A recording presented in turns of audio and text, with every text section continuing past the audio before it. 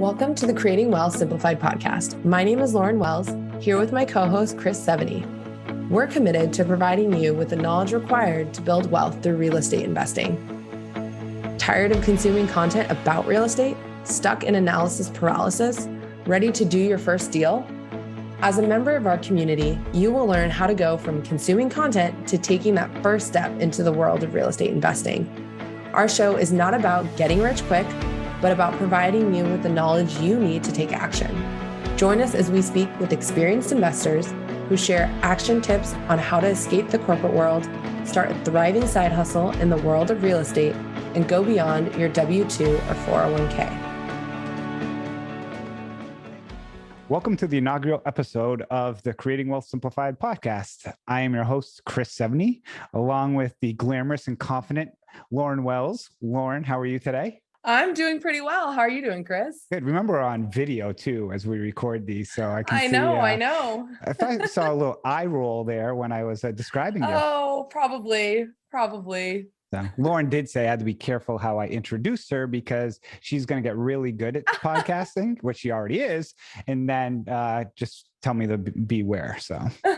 Oh man. So we wanted to talk about on our inaugural episode, really what we are trying to bring about with the podcast and transferring from the Good Deeds Note Investing podcast over to Creating Wealth Simplified, and talk a little bit about why and what our goals are and go through that discussion. I'll start first with a little bit of the why of the rebranding. And it's really based on the note investing space is a very small space. And a lot of the people who listen to the podcast also invest in all aspects of real estate. And we also have a lot of people outside of real estate who sometimes will dip their toes in notes. Along with the note investing space does touch upon so many other different aspects of real estate, from self-directed IRAs, infinite banking, and just so many other ways to create passive income. We really want to expand and broaden the spectrum of investors that we were going to talk with. And with the experience that we have with the team that we are building, including Lauren, who has joined our team over the last several months, we really want to be able to offer people opportunities that weren't being provided through the Good Deeds Note Investing.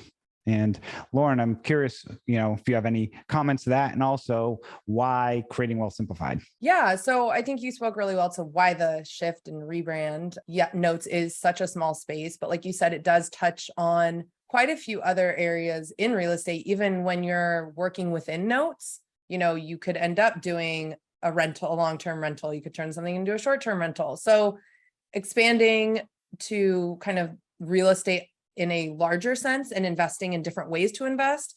And then why Creating Wealth Simplified? Well, what we've realized, and what I've realized, and I'm sure Chris already known as he's been in this much longer than I have, is, and I really wanted to make a joke about your age, but I'm actually keeping a little track where I'm writing down how many times you joke about my age. So we got an age tracker that we're going to keep on this. Yeah. So there's so many strategies, and it's really not a one size fits all when it comes to investing, whether it's in real estate or in other types of investments to create passive income. We also want, we hear, and I speak with a lot of people who are always saying, I am consuming a whole bunch of content. How do I go from just consuming content to taking action? So Creating Wealth Simplified is here to not just talk about the different ideas and avenues for investing, but what are some actual action steps that someone can take to get started, whether they're interested in notes or fix and flips or new construction or whatever it might be, giving people action steps to take rather than just another piece of content. And also try and assist people or give them some tools to, poke them a little bit to push them into areas where they're probably not comfortable. I'd say a perfect example is, how are you feeling on your first podcast episode of a host, Lauren? You're a little nervous? No, I'm actually not nervous, I'd say, but it was good. It was a good push. When you asked me, I think I said, no, it's not something I want to do, but I definitely should do. And it'll be really good for me. So it's fun. I mean, it'll be fun.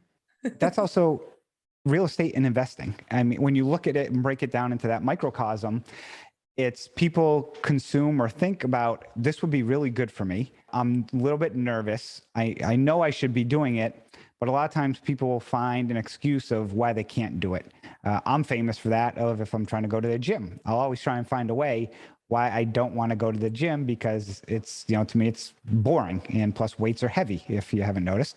But the reality, it's everyone has something that kind of is their kryptonite a little bit.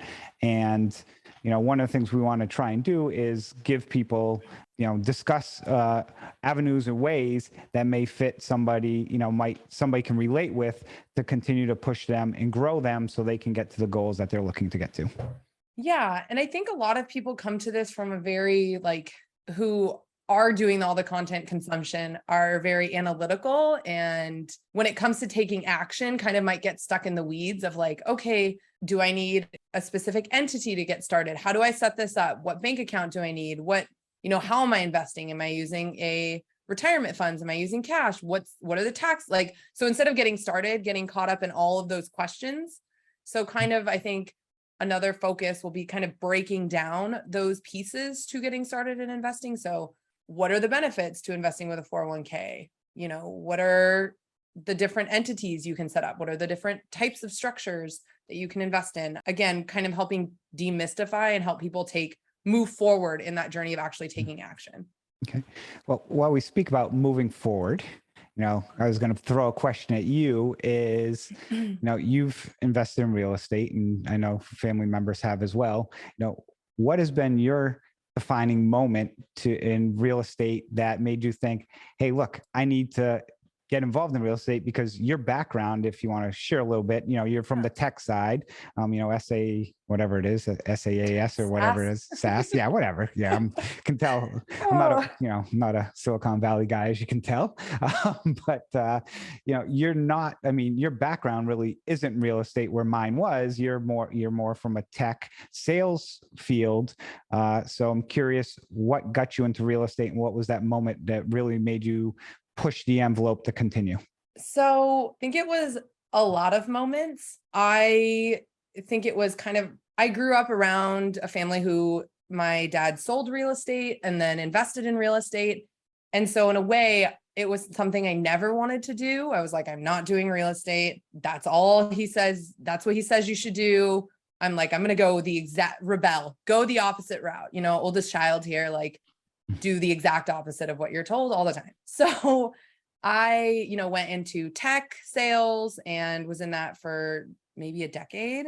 And I think it wasn't until I had my own children and realized, looking back, how available my parents were to coach soccer practices, I'd say too available. They were always there, which even in high school, they were always there, which now I'm looking at my kids as they are 4 and 1.5, thinking, well, that's the only way that I'm going to be able to basically buy my time, is to not be working this 9 to 5 tech sales, hoping that one of them IPOs and goes big, is rather investing in other assets. And I think that, so having my son, I guess, what was that, 4.5 years ago, kind of started me being like, oh, maybe my parents had something, or right about this whole real estate thing.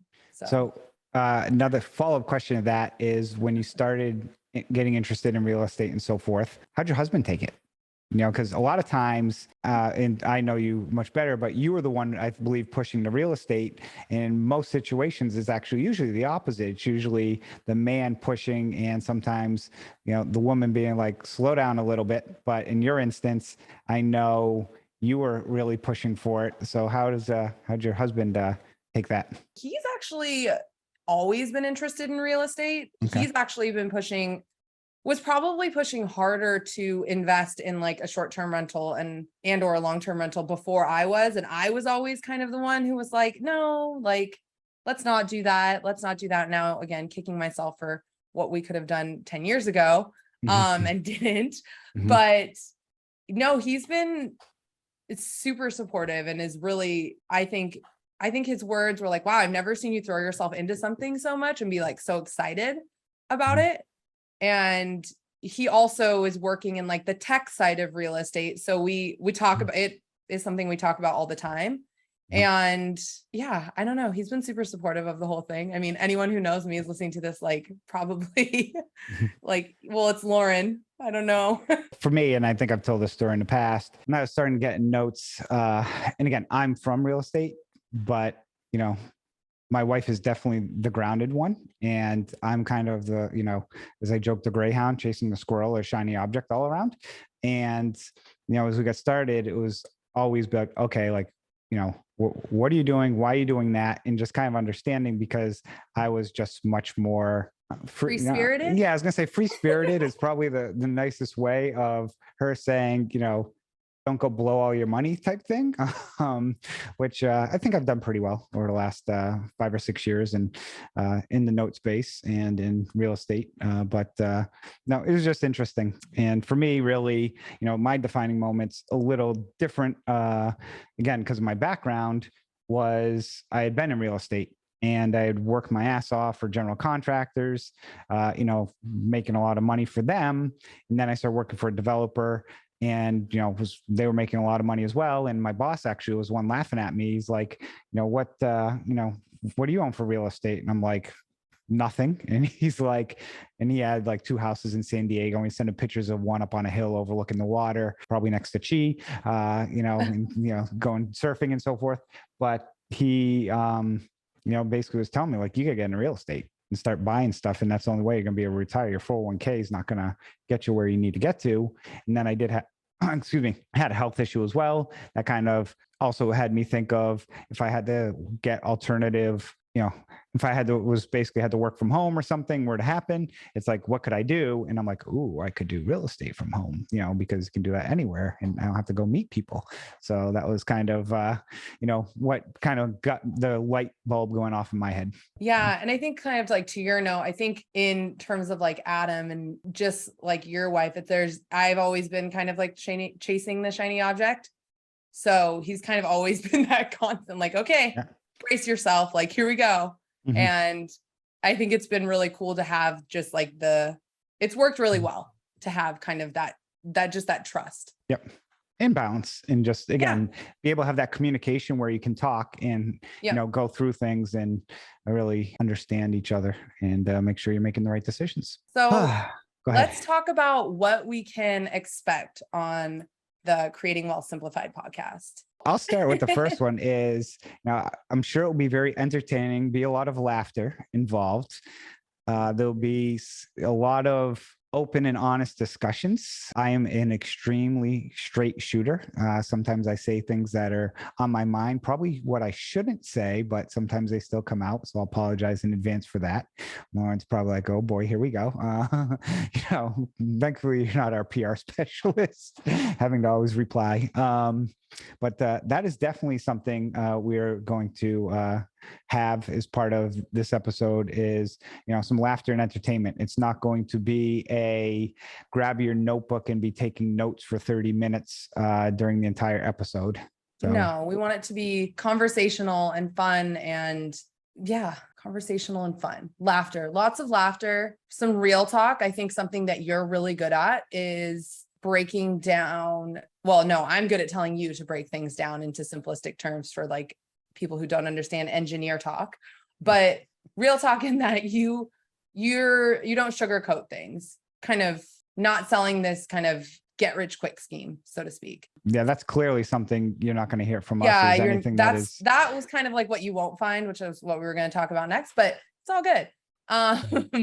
We are hoping to bring you weekly episodes with different industry experts and really who can share their stories on, what their defining moment was, how they got started, maybe some of their fears and setbacks, but really what kept them going and got them to achieve whatever that goal was, whether it was time freedom, more financial freedom, which essentially leads to time freedom.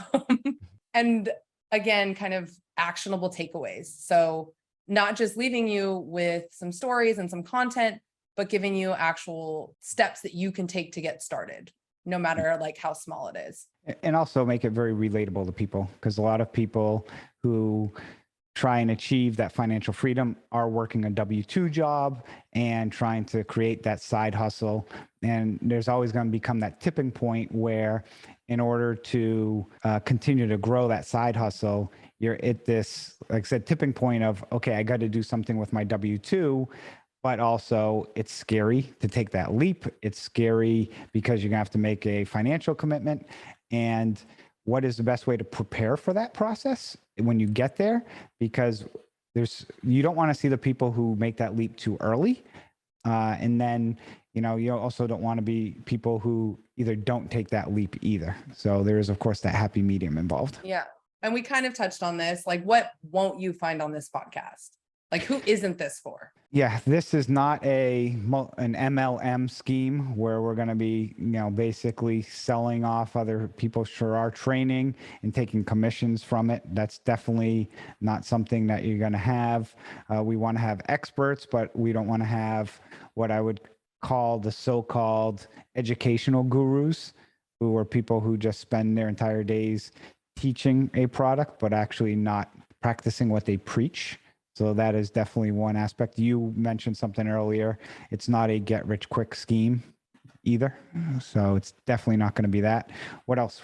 Those two are my main two that I was going to mention. Really, it's not if you're looking for, the next way to make a quick buck, this isn't that. We're also not going to be pitching, like you said, the next course or mentorship or membership. It's just really hoping to provide you with content and actions that you can take. And if you don't like laughter and fun, probably not for you either.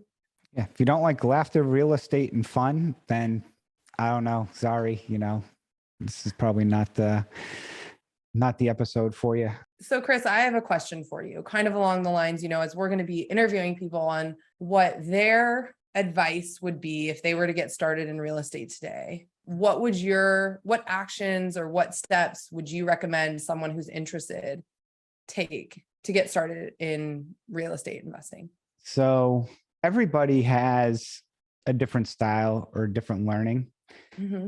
You first got to understand who you are, is really, because far too often I see people try and replicate somebody else, and that's not who you are. You got to stay true to yourself and then really understand what makes you tick and what's going to take you to go each step. For example, for me, it was understanding, again, going back to consistency and doing the same thing over and over again and staying on top of it. In the past, I've tried it with stocks where, hey, I'm going to go invest in stocks. And I do all this research. And then I'm like, okay, I'm bored, or I didn't have enough time to constantly stay on them. And that's like, I have no clue what's going on. And then kind of, should I do this? That became very confusing. I have an individual I know who wants to get involved in note investing, but they also have a lot of things going on outside of, any type of investing, and they'll dip their toe in, they take their toe out, they dip their toe in, they take their toe out. So it makes it extremely difficult, and again, it's different for every single person. For me, it was consistency. What about yourself? Actually, I have a question for you. I was talking to someone actually earlier today about this. They were asking about note investing. And do you feel like there was a point, I guess I'm kind of interviewing you. Do you feel like there was a point with your portfolio, whether it was number of assets or amount invested, where you felt like it started to turn? Yes. Like, what point do you think that was? Was it a time frame, or was it an amount of assets hit? It was a little bit of both, where I guess I was a little lucky. And for me, side note, that's not true. So I've been told that I come up with ideas for like future planning and then kind of put things on the shelf. And when I need like whatever that item is, can pull it off the shelf. And the instance I'm talking about is I had, you heard his name, my favorite attorney, Brian. I was doing a bunch of JV deals. And I was like, oh my God, this is way too much. And he, kind of was like, oh, you should do a fund. And I'm like, okay, start the paperwork, start the documents. So we had started the documents in, I want to say like a February or March timeframe. And we were working through what the fund would be how it was going to be structured. We were structuring similar to a JV, where long story short was we basically had everything done and ready. And then a note broker had a pool of 90 notes, and they wanted somebody to take them all down. And at the time I went to somebody, I said, we're going to buy all 90. And they looked at me and like, what, you back on shrooms or something? Which, by the way, I've never done shrooms, but, on some type of, on some drug. And I'm like, nope, we're going to go raise, $1 million and take this thing down. And they're like, well, how are you going to do that? I'm like, oh, by the way, I have this fund documents that I had created 4 months ago. And they're like, what? Like, somebody like, nobody just pulls like a fund out of there, what? And I'm like, well, I kind of had them starting it. And they're like, what gave you the foresight, forethought for that? And I'm like, thought we need it someday. So here it is. So in 2 weeks time, we got the assets under agreement and literally raised the money to pull all those assets down. And that for me, I think was really the turning point that got me, kind of committed, but accelerated to be like, wow. And also the fact that I was able to raise a significant amount of money in that short period of time and then take down that many assets and manage that many assets. I was like, oh man, I felt like I just won like, the Super Bowl or something. And like, I got this. So how many assets did you have before that? Do you remember? Probably between 40 and 50. Okay. How many years had you been doing it? That was 2019? So basically just under 3 years. Okay. Well, I just think it kind of, what I was telling this person today was that I feel like it is a combination of time that you're willing to stick with something and energy that you're willing to invest, and also resources that you can invest to do something at scale because, when people talk about notes on paper, it sounds like a super simple thing, just buy at a discount and then, foreclose or do a loan modification and then you get paid off and it's great. And I've seen that happen a lot more with some of your assets, but knowing that there might be some of the ones that you've held for like 2 or 3 years. Mm-hmm. So I think that people don't see that behind the success of people who are saying, oh yeah, it's so easy to do notes and raise, and make a profit. It actually is like, there was a lot of work and time and capital that went into the end game. And I don't think people talk about that enough. Well, also, I'm going to pose a question to you, and, upfront, I know this answer, but there was kind of what caused you to reach out to me? Well, that kind of leads to my action is kind of intertwined with like the action steps I would take and recommend people take is talking to everyone so like consuming is great. Reading books is great. But for me, I like actually speaking with people and picking their brain. And I started in notes like right when COVID hit. So that was a little bit harder, but I think maybe a month or two into it, maybe I heard you speaking at some event online. And you were just talking about all the ways that you would lose money investing in notes. And I listened to, oh my gosh, my brain was like exhausted from listening to the amount of speakers that day. And I was like, oh, this is different. This is awesome. It's not just like how I'm going to make money. And these are the strategies you use. And I found you on LinkedIn, sent you a message. She's bringing this up. Go ahead. No response. I think I sent you 2 messages. And then 30 something days later. Because I'm a talker and I like meeting people, we had a mutual connection, Shantae, who I had reached out to, and I was asking her, like, who in the industry, if you were looking to get into this industry, who would you speak with? Who would you stay away from? Give me, and she knows everyone. She's a talker. And I say that as a good thing. I know that might not be, but it's a good thing. And she was like, oh, I have this one investor that like would be so great to talk to. He's awesome. And she brought up your name. And I was like, oh, funny you should say that. I messaged him a few times and haven't heard anything back. Can you message him for me and let him know that I'm not some crazy person? I just like want a moment of his time to ask him a few questions. And then I think you reached out to me and we started, you like, let me basically pick your brain. So that like my action steps would be talk to as many people as you can, find someone you resonate with whose model, which kind of goes to your point of like, not everyone's the same. Like what works for someone else might not work for you, whether it's their model, what they invest in, how they invest. So finding someone that you resonate with, and then someone whose model works for you, and just literally picking their brain on everything about whatever that industry is. And I always, and I think this comes from how I was taught, finding all the things that could go wrong, like every possible thing that could go wrong with note investing, which there are quite a few. And then if you're still convinced that this is something you want to do, then just going for it. And I know that like in a level that you're comfortable, I'm not saying like put all your savings into notes or whatever it might be, but putting an amount that you're okay losing into an investment, whether that's like 500 or 5,000.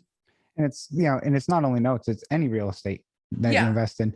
For example, I love reading articles where people will buy the Class C rentals and say, oh, I'm cash flowing $400 a month and all this goes on and stuff. And you never hear the story like I'm working out right now, where the tenants moved out after not paying for 4 months, left a window open, froze a pipe, and $11,000 later of damage that I finally gotten resolved between that and everything. And the fact that I haven't been able to rent it for 5 months because workers now trying to find a worker is like trying to find baby formula right now. There's not much out there. So yeah, I know so it was toilet paper a year ago. Now we're on baby formula. But it's, it's challenging, but those are stories you don't hear. And then I just had to cut a check for $11,000, which, basically wipes out a year of rent. So great. Now I'm going to get back to the next year of rent coming indoors, just going to come back to pay off. And by the way, I had just renovated this place and put 20,000 into it before they had moved in. So there's a lot of stories like that. We're not here to tell anybody what they should or shouldn't do or shouldn't invest in, but we're going to want to try and educate people not only on what can go right, but what can go wrong, because far too often you only hear the 30 for 30 story of how everything was happy ending, where here there's things that can go wrong, and knowing what can go wrong makes you a better investor. Yeah. So, by the way, I just comment, yes, you reached out to me. Yes, I ignored you. I believe Shante reached out and said, hey, you got to reach out to this person. But it's okay. I found out you don't like people. So yeah. I actually feel very honored. Actually, the interesting thing that eventually you came around. Well, here's the interesting thing, though. The reason why also I said I came around was you're very persistent. You'd reach out with like questions, and then it became a running kind of joke between us where I just get a text that would say Zoom, and like we would Zoom once a week and kind of spend an hour talking notes. And the thing that really I say resonated with me was, there's investors out there who just will ask as much information and just try and suck as much information out of you.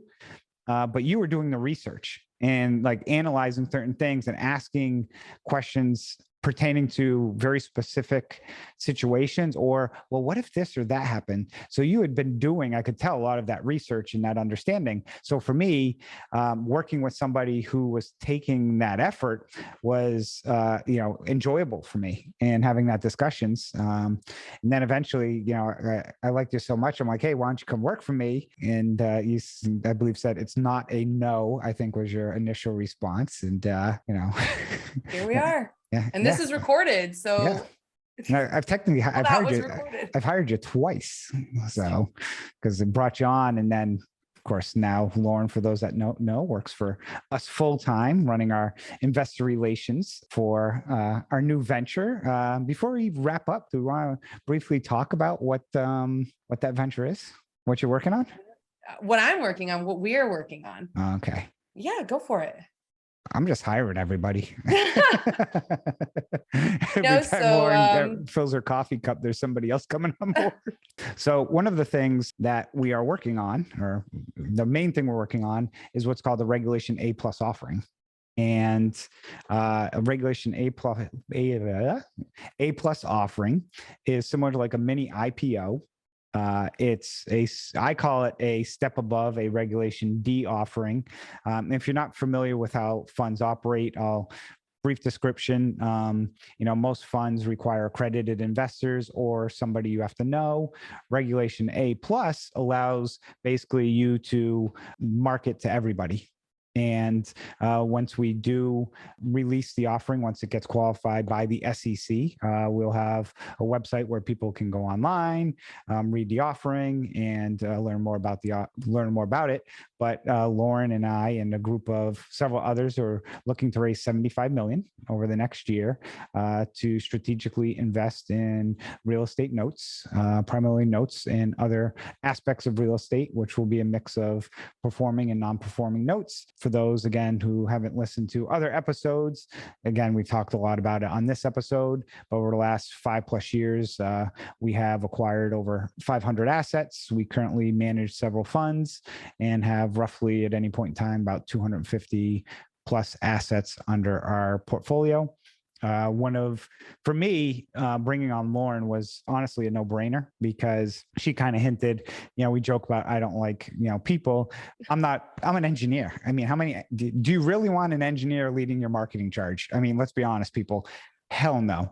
And then the interesting thing was, I had known a little bit like what Lauren's background was, but she was helping me with notes. And then when we started talking about this and realized, like what her sales background was, I was like, holy bleep, this is perfect because you love talking to people and you're good at talking to people. Then you got me who's awful at talking to people. Case in point, one of our hires and so forth, which I tried to sell and feel, crash and burned. Lauren steps in and, I'll say gets the deal done. But, it was really between the two of us, all your strengths really, for me, are just awesome to have because I just am a guy who likes to sit behind a spreadsheet and punch a few numbers and throw at the dartboard to see what I'm going to bid on my assets and see if, we make money on them. Kidding. That's not how it works. So what would you like to add to that? I think you covered everything. So, and it's recorded and you said a lot of nice things. So, I mean, I always say a lot of nice things about you. Meanwhile, so if we're keeping track, I said 4 nice things this episode about you, and you have said one thing about my age. So just wanted to keep a little only one score. So cool. As we wrap up our inaugural episode, what are your final thoughts? What would you like to leave people with as we wrap up? And I think that my final thoughts were really, if you're interested in, or if you're doing a bunch of content consuming and you're looking for action items, tips on how to get started and take steps towards actually investing, then this is the podcast that you should be listening to. I'll add one more thing to that, is all 100% correct. But I think, and we touched upon this a little bit earlier on why to listen to this, is we've all failed many times, or I know I have, and a lot of people we're going to bring on have also failed many times. So again, we're going to try and teach people what doesn't work and what did work. So I'm going to try and provide a lot of knowledge. Yeah. So that all for your final thoughts? That's all I got. Well, I take it you're going to make me wrap up this episode, which is fine. Yes, I am. Well, thank you all for listening to our inaugural episode of Creating Wealth Simplified. I am your host, Chris Seveney, along with Lauren Wells, and we hope you enjoy this episode. If you did, please make sure to leave us a review and tag us on your favorite listening station. Thank you. Thank you for joining Lauren and I on this episode of the Creating Wealth Simplified podcast. Each week, we bring you expert education, experience, and information in a digestible format to help you identify investment opportunities so you can build wealth through real estate and take action toward your financial goals. Enjoy the show, share with a friend, or subscribe to the show and leave us a review.